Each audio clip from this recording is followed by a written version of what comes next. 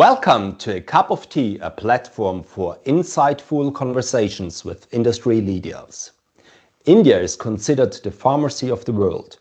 Let's talk to an expert about what it is like to outsource to Indian pharmaceuticals.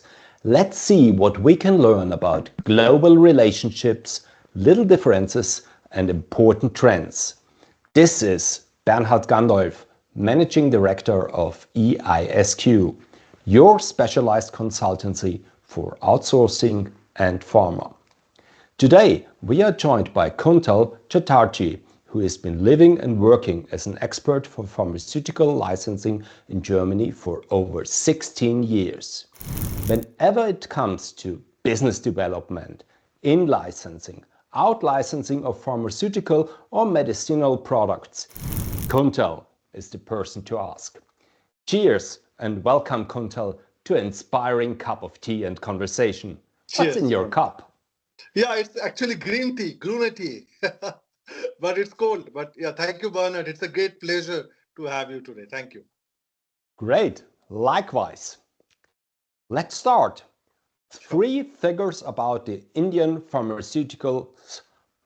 20%. Every fifth generic drug comes from India. 60%. India is the world's major producer of vaccines.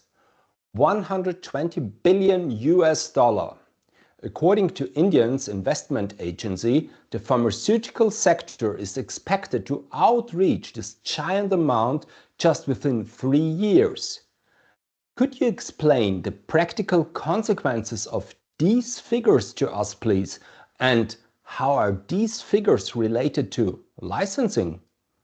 Sure. So thank you, Bernard, for this good introduction.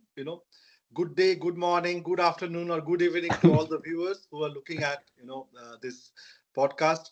I am Kuntal Chatterjee. Originally, I am from India. I came to Germany in 2009 and, started my career in pharma industry. So coming back directly to the question, and of course, you can follow me on LinkedIn, if you want to know more about my background. I don't want to bore you with all that. So India has been, a very, very, let's say, major contributor in the industry, especially, let us start with generics. I think it all depends on economies of scale, right? So if you see, there are a lot of components, most of the Indian players, like I started with Dr. Reddy's, in 2001. And that time, all the companies or most of the companies like Dr. Reddy's, they started with API, active Mhm. pharmaceutical, manufacturing, or what we call as drug substance.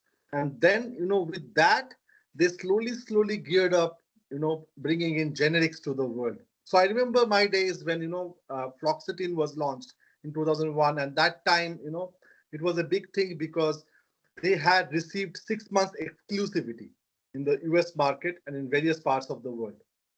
And why India, and why not, you know, other parts? Because India was early enough to reach that economies of scale and give a, let's say, a push to the quality and quality. And if you see that time, China is now doing very good. It is, let's say, it is also one of the major producers.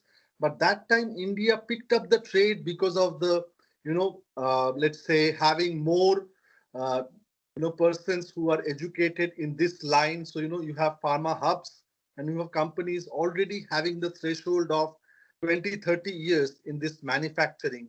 And due to the Hatch-Waxman Act in US, wherein andas were supported, and all the Mhm. government, including US government, was supporting more generics, Indian players Mhm. was in the right time and right place at the right time.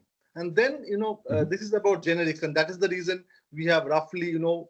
1 out of every 5 generics made in India, also for supplies in Germany. But if you go to vaccines, Mhm. again we saw that during COVID, Mhm. there was a huge dependence on India Mhm. from all across the world, from US, from China, from even from Mhm. Russia, people were manufacturing vaccines. So everything concentrated. Why? Because there are a lot of players who were already doing vaccine Mhm. productions in India, and it's just again India was able to manufacture at a right speed and supply to the world. And of course, a lot I of see. regulations were harmonized that time Mhm. during vaccine production.